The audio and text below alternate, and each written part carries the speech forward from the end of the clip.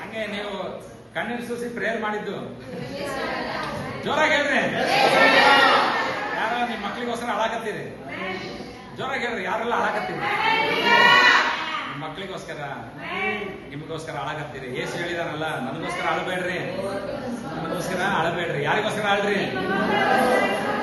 ನೀವು ಅಳ್ತಾ ಇರೋದು ವೇಸ್ಟ್. ಇದೆಲ್ಲ ಒಂದ್ ದಿವಸ ದೇವರನ್ನ ಇರದೇ ಇದೆ. ಬಹಳ ಮುಖ್ಯ. ಎಲ್ಲರೂ 3 ಮಾತು ಕಲ್ತೀವಿ ನಾವು. ಒಂದು, ದೇವರ ಸೇವೆಯಲ್ಲಿ ಪ್ರಯಾಸ ಇದೆ. ಎರಡನೇದು, ದೇವರ ಸೇವೆ ಆಸಕ್ತಿಯಿಂದ ಮಾಡಬೇಕು, ಅತ್ಯಾಸಕ್ತಿಯಿಂದ ಮಾಡಬೇಕು. ಮೂರನೇದು, ನೀವು ದೇವರ ಸೇವೆಯಲ್ಲಿ ಪಡುವ ಕಷ್ಟ, ಕಣ್ಣೀರು, ಪ್ರಯಾಸ ಏನಾಗಲ್ಲ.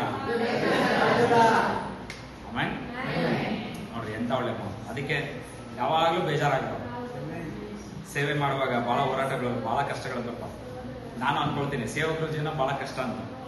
ನಾನೆಲ್ಲ ನನ್ನ ಸಮಸ್ಯೆಗಳು ನಿಮಗೆ ಹೇಳಿದ್ರೆ ಮತ್ತೆ ಮುಂದಿನ ವಾರ ಚರ್ಚೆಗೆ ಬರಂಗಿಲ್ಲ.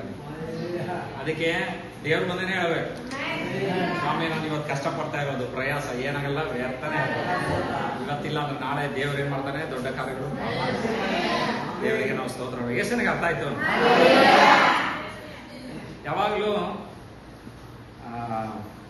ನಮ್ಮ ಸರ್ ಒಬ್ರು ಬಂದಿದ್ರು ನೋಡ್ರಿ. ಅವರು ಓಪನಿಂಗ್ ದಿವಸ ಅವ್ರು ಏನ್ ಮಾಡಿದ್ರು, ಪ್ರಸಂಗ ಮಾಡಿದ್ರು. ನಾವು ಕಾಲೇಜಲ್ಲಿ ಇದ್ದಾಗ ಕಾಲೇಜಲ್ಲಿ ಸುವಾರ್ತೆ ಸಾರ್ಬೇಕನ್ನೋದು ಬಹಳ ಇತ್ತು ನಮಗೆ. ಸಣ್ಣ ವಯಸ್ಸಲ್ಲೇ ಅದು ತರ ದೇವರ ಜ್ಞಾನನೇ ಅನ್ಸುತ್ತೆ. ನಮ್ಮ ಕಾಲೇಜ್ ಹುಡುಗರಿಗೆಲ್ಲ ನಾನು ಹೇಳಿದೆ, ಎಲ್ಲರ ಮುಂದೆ ನಿಂತು ಒಂದು 60-70 ಜನ ಇದ್ರು, ಅವರಿಗೆಲ್ಲ ಹೇಳಿದೆ ನಾನು, ನೋಡ್ರಪ್ಪ ನಿಮ್ಮ ಮನೆಯಿಂದ ಹಾಕೋ ದುಡ್ಡಲ್ಲಿ ಎಲ್ಲ ದುಡ್ಡು ಕೊಡ್ರಿ. ನಾವೆಲ್ಲ ಏನ್ ಮಾಡೋಣ, ಕರಪತ್ರ ತಗೊಳೋಣ. ಅಲ್ಲಿ ಬೈಬಲ್ ಸೊಸೈಟಿಯಲ್ಲಿ ಕರಪತ್ರ ಸಿಗುತ್ತೆ. ಎಲ್ಲ ಕರಪತ್ರ ತಗೊಂಡು ನಾವು ರಜೆಗೆ ಹೊಂಟಿವಿ ಮನೆಗೆ. ನಾವು ನಮ್ಮ ಚರ್ಚ್ಗಳಿಗೆ ಹೊಂಟಿವಿ. ಒಂದು 6,000 to 7,000 ಕರಪತ್ರಗಳು ನಾವೇನ್ ಮಾಡ್ಬೇಕು, ಹಂಚ್ಬೇಕು ಎಲ್ಲರಿಗೂ. ಅದರಲ್ಲಿ ಒಂದು 2 ಜನ ನಂಬಲಿ ದೇವರ ಬಾಕ್ಸ್ ಗಟ್ಲೆ ನಾವು ಬೈಬಲ್ ಕಾಲೇಜಿಂದ ಕರಪತ್ರ ತರಿಸಿ ಎಲ್ಲರಿಗೂ ಏನ್ ಮಾಡಿದ್ವಿ, ಬಾಕ್ಸ್ ಗಟ್ಲೆ ಕೊಟ್ಟು ಮನೆಯಿಂದ ಬೆಂಗಳೂರಿಂದ ಹೊತ್ಕೊಂಡೋಗಿ ನಾವು ಹೊತ್ಕೊಂಡೋಗಿ ಎಲ್ಲ ಕಡೆ ಏನ್ ಮಾಡಿ ನಾವು ಹಂಚಿದ್ವಿ. ಅದು ನಮ್ಮ ಸಾರ್ ಅವ್ರಿಗೆ ಗೊತ್ತಾಯ್ತು. ನಮ್ಮ ಸಾರ್ ಅವರು ಚೆನ್ನಾಗಿ ನಮ್ಮನ್ನ ಏನ್ ಮಾಡಿದ್ರು, ಹೊಗಳಿದ್ರು. ಆಮೇಲೆ ಒಂದು ಮಾತು ತೋರಿಸಿದ್ರು, ನೀವೇನೇ ಮಾಡಿದ್ರು ಮಹಿಮೆ ಯಾರಿಗೆ ಕೊಡ್ಬೇಕು. ಎಷ್ಟೇ ಸೇವೆ ಮಾಡ್ರಿ, ನಿಮ್ ಮೂಲಕವಾಗಿ ರೋಗಿಗಳು ವಾಸಿ ಆಗ್ಲಿ, ನಿಮ್ ಮೂಲಕವಾಗಿ ದೊಡ್ಡ 10-20 ಚರ್ಚ್ ಕಟ್ಟಲಿ, ಎಲ್ಲ ಮಾಡಿದ್ರು ಲಾಸ್ಟ್ಗೆ ಎಲ್ಲಿ ತೋರಿಸ್ಬೇಕು, ದೇವರ ನಾಮಕ್ಕೆ ಮಹಿಮೆ ಆಗಲಿ ಅಂತ ಹೇಳೋದು. ಅವರು ನನಗೆ ಕರೆದು ಒಂದು ವಾಕ್ಯ ತೋರಿಸಿದ್ರು. ಲೂಕನ್ ಬರೆದ ಸುವಾರ್ತೆ ಓದ್ರಿ.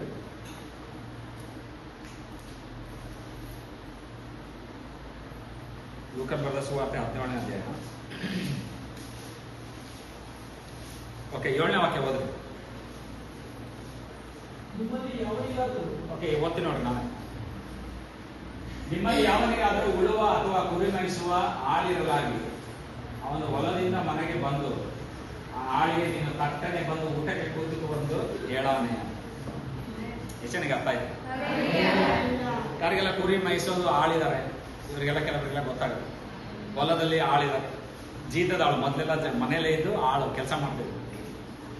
ಅವರು ಹೊಲದಿಂದ ಬಂದ್ ಕೂಡ್ಲೆ, ಕುರಿ ಮೇಯಿಸುವಾಗ ಬಂದ್ ಕೂಡ್ಲೆ ಆ ಯಜಮಾನ ಹೇಳ್ತಾನ, ಬಾರಪ್ಪ ಕೈಕಾಲು ಮುಖ ತೊಳ್ಕೊಂಡು ನೀನು ಫಸ್ಟ್ ಏನ್ ಮಾಡು, ಚೆನ್ನಾಗಿ ಊಟ ಮಾಡಂತ ಹೇಳ್ತಾನ ಅಂತ ಪ್ರಶ್ನೆ ಐತಲ್ಲ.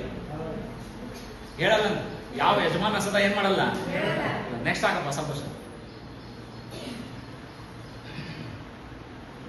ನೀನು ನನ್ನ ಊಟಕ್ಕೇನಾದರೂ ಸಿದ್ಧಪಡಿಸು, ನಾನು ಊಟ ಮಾಡಿ ಕುಡಿಯುವ ತನಕ ಬೆಲ್ಟ್ ಕಟ್ಟಿಕೊಂಡು ನನಗೇನ್ ಮಾಡು, ಸೇವೆ ಮಾಡು, ಆಮೇಲೆ ನೀನು ಊಟ ಮಾಡಿ ಕುಡಿ ಅಂತ ಹೇಳ್ತಾರೆ.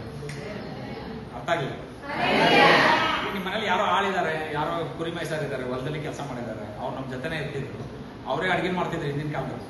ಯಜಮಾನ ಬಂದು ಏನ್ ಮಾಡ್ತಾನೆ, ನಾನು ಅಡಿಗೆ ಮಾಡಿ ಹಾಕ್ತೀನಪ್ಪ, ನೀನು ಕುತ್ಕೋ ಊಟ ಮಾಡಂತ ಹೇಳ್ತಾನೆ.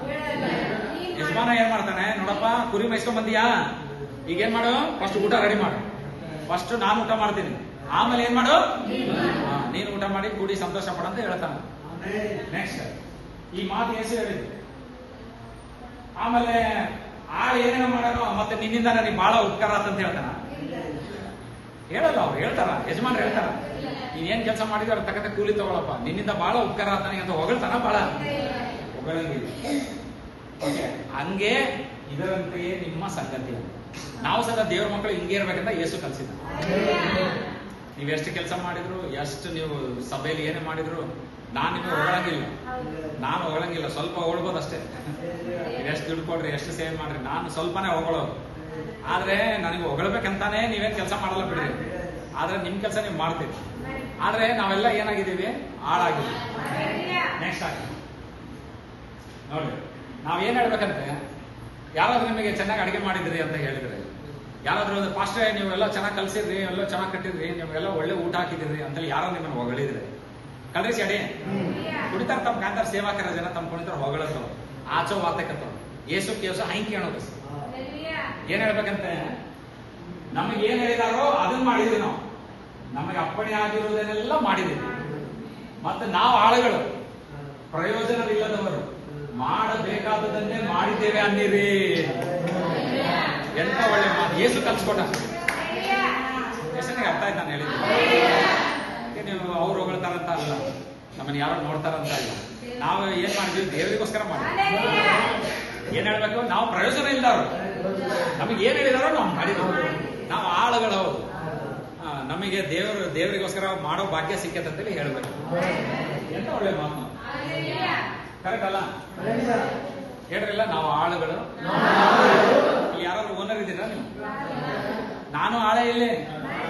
ನೀವು ಕೆಳಗೆ ಕುತ್ಕೊಂಡಿದ್ರೆ ನಾನು ಮೇಲೆ ನಿಲ್ಸೋಣ ಅಷ್ಟೇ ದೇವ್ರು. ನಾನು ಆಳೆ ಇಲ್ಲಿ. ನಾಳೆ ನನ್ನ ಕೆಲಸ ಮುಗಿತಂದ್ರೆ ದೇವ್ರು ನನ್ನನ್ನು ತೆಗೆದು ಬೇರೆಯವ್ರಿಗೆ ಇಡ್ತಾನೆ. ನಾಳೆ ಎದ್ದು ನೀನು ರೋಣಕ್ಕೆ ಹೋಗಪ್ಪ, ಮುಂಡ್ರಿಗೆ ಹೋಗಂದ್ರೆ ನಾನು ಹೋಗ್ತೀನಿ. ನಾಳೆ ಹೋಗಿ ಅಲ್ಲೊಂದು 5 ವರ್ಷ ಇದ್ದು ಕಷ್ಟಪಟ್ಟು ಇನ್ನೊಂದು ಚೆಸ್ ಕಟ್ತೀವಿ ನಾವು. ನಾವೆಲ್ಲ ಆಳು. ಹೌದು, ನಾನು ಓನರ್ ಅಲ್ಲ, ನೀವು ಓನರ್ ಅಲ್ಲ. ನಾವು ಏನೇ ಮಾಡಿದ್ರು ಲಾಸ್ಟಿಗೆ ಏನ್ ಹೇಳ್ಬೇಕು? ಸ್ವಾಮಿ ನೀನು ಹೇಳದೆ ನಾವು ಮಾಡಿದ್ವಿ.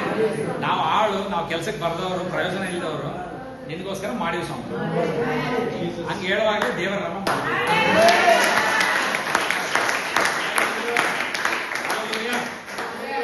ನೋಡ್ರಿ. ಈ ಮಾತು ನಮಗೆ ಸರ್ ತೋರಿಸಿದ್ರು, ಇಲ್ಲಿ ತನಕ ನೆನಪೈ. ಸಂತೋಷ್, ಈ ಮಾತು ಓದಿನಪ್ಪ ಯಾವಾಗಾದ್ರು? ಓದಿದ್ರಿ, ಆದ್ರೆ ಅರ್ಥ ಗೊತ್ತಾಗಿಲ್ಲ. ಯಾರೆಲ್ಲ ಓದಿದ್ರಿ ಈ ಮಾತು? ಎಷ್ಟು ಒಳ್ಳೆ ಮಾತೈತಿ. ಅಪ್ಪಣೆ ಆಗಿರೋದನ್ನೆಲ್ಲ ಮಾಡಿದ ಮೇಲೆ ನಾವು ಆಳುಗಳು, ಪ್ರಯೋಜನ ಇಲ್ಲದವರು, ಮಾಡಬೇಕಾಗಿದ್ದನ್ನೇ ಮಾಡಿದೀವಿ. ಕಾಯಿ ಕರೆ ವ್ಯಕ್ತಿಗೂ ಓದ್ಕಿದೆ ಸರ್. ಯಾರಾದ್ರೂ ನಮ್ ಚರ್ಚೆಗೆ ಯಾರಾದ್ರೂ ಊಟ ಹಾಕಿದ್ರೆ ನಾವ್ ಏನ್ ಹೇಳ್ಬೇಕು? ನಾವು ಏನ್ ಮಾಡ್ಬೇಕಾಗಿತ್ತು? ಕರ್ತವ್ಯ, ನಮ್ ಕರ್ತವ್ಯ ಅಂತ ಹೇಳುವಾಗ ದೇವರ ನಾಮ ಏನಾಗುತ್ತೆ? ದೇವರಿಗೆ ಸ್ತೋತ್ರ. ಎಷ್ಟು ಒಳ್ಳೆ ಮಾತು. ನಾವು ಆಳು, ಮಾಡ್ಬೇಕಾಗಿದ್ದು ನಾವು ಮಾಡಿದ್ವಿ. ನಾವೇನು ಪ್ರಯೋಜನ ಇಲ್ಲದವ್ರು, ಆದ್ರೆ ದೇವ್ರ ನಮ್ಮನ್ನು ಉಪಯೋಗಿಸ್ಕೊಳಕತ್ತ ಹೇಳ್ಬೇಕ. ದೇವ್ರ ನಾಮ ಎಷ್ಟನಿಗೆ ಅರ್ಥ ಆಯ್ತು? Hallelujah, price lord. ಓಕೆ, ನಮ್ಮ ಸಭೆಯಲ್ಲಿ ನೀವೆಲ್ಲ ಇನ್ನೂ ಎಲ್ಲ ಕೆಲಸ ಚೆನ್ನಾಗಿ ಮಾಡ್ತಾ ಇದ್ದೀರಿ, ಎಲ್ಲ ಕೊಡ್ತಾ ಇದ್ದೀರಿ, ನಮ್ಮ ಸಭೆ ಬೆಳೀತಾ ಇದೆ, ದೇವರಿಗೆ ಸ್ತೋತ್ರ. ಆದ್ರೆ ಏನದು, ಮೊದಲನೇ ದ್ರಾಕ್ಷರಸಕ್ಕಿಂತ ಎರಡನೇ ದ್ರಾಕ್ಷರಸ ಬಹಳ ಸ್ವೀಟ್ ಇತ್ತು. ಎಲ್ಲರಿಗೂ ಅರ್ಥ ಆಗಿಲ್ಲ ನಿಮಗೆ? ಬಹಳ ಜನ ಊರಲ್ಲಿ ಮದುವೆಯಲ್ಲಿ ಏನಾದ್ರು ದ್ರಾಕ್ಷರಸ ಕಡಿಮೆ ಆಯ್ತು. ಅದು ಮನುಷ್ಯರು ಮಾಡಿದ ದ್ರಾಕ್ಷರಸ, ಮದುವೆಗಂತ ಮಾಡಿದ ದ್ರಾಕ್ಷರಸ, ಜನರಿಗಂತ ಮಾಡಿದ ದ್ರಾಕ್ಷರಸ ಕಡಿಮೆ ಆಯ್ತು. ಆದ್ರೆ ಯೇಸು ಏನ್ ಮಾಡಿದ? ಎರಡನೇ ಸಾರಿ ದ್ರಾಕ್ಷರಸ ತಯಾರು ಮಾಡಿದ. ಆ ದ್ರಾಕ್ಷರಸ ಅದು ಕುಡ್ದಂಗೆಲ್ಲ ಟೇಸ್ಟ್ ಇತ್ತು. ಅದು ಎಲ್ಲಿಂದ ಬಂದಿತ್ತು? ಮೇಲಿಂದ ಬಂದಿತ್ತು. ನಾವು ಇಷ್ಟು ವರ್ಷ ಏನ್ ಮಾಡಿದ್ವಿ ನೋಡ್ರಿ, 8-9 ವರ್ಷ. ಇದು ಫಸ್ಟ್ ದ್ರಾಕ್ಷರಸ. ಇನ್ಮೇಲೆ ನಾವೇನ್ ಮಾಡ್ಬೇಕು? ಎರಡನೇ ದ್ರಾಕ್ಷರಸ. ನಮ್ದೆಲ್ಲ ಮುಗಿತೀಗ, ಎನರ್ಜಿ ಎಲ್ಲ ಮುಗಿದೈತೆ. ನಾವೆಲ್ಲ ಪ್ರಯಾಸ ಎಲ್ಲ ಮುಗಿದೈತೆ, ಪ್ರೇಯರ್ ಎಲ್ಲ ಮುಗಿದೈತೆ. ಒಂದ್ ಚರ್ಚ್ ಕಟ್ಟಿ ನಾವು ಮುಗಿಸ್ಬಿಟ್ಟಿವಿ. ಈಗ ಏನ್ ಮಾಡ್ಬೇಕು? ಹೊಸ ದ್ರಾಕ್ಷರಸ ಆಗ್ಬೇಕು. ನಮ್ಮ ಸಭೆ ಎರಡನೇ ದ್ರಾಕ್ಷರಸ ಟೇಸ್ಟ್ ನೋಡ್ಬೇಕು. ಹೌದಲ್ಲ? ಕರೆಕ್ಟಾ?